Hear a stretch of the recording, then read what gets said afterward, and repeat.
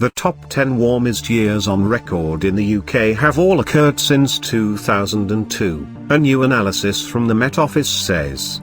Its State of the UK Climate Report shows that 2014 remains the warmest year in a temperature sequence now dating back to 1884.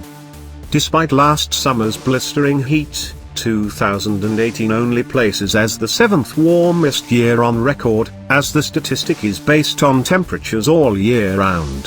When it comes to the coldest years, the most recent in the top 10 was in 1963. The patterns of warm and cold years in Britain are a clear signal of climate change, say scientists.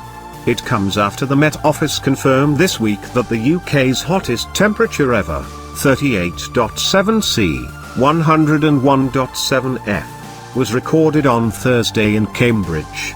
The Met Office scientist who compiled the new analysis says that the clustering of all the warmest years in the first 2 decades of the 21st century is what would be expected in a changing climate. It's certainly what we'd expect to see. Our climate in the UK has warmed at a very similar amount to the global temperature rise, so just under 1 C for the UK, said Dr. Mark McCarthy. Under that warming climate, we would expect that the hot extremes would tend to cluster in more recent times and the colder extremes are further back in time.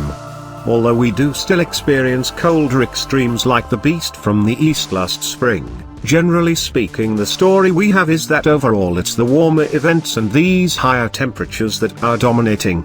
This is the 5th such report published by the Met Office and, thanks to a project to digitize historic weather records, it has now been extended to cover the years back to 1884.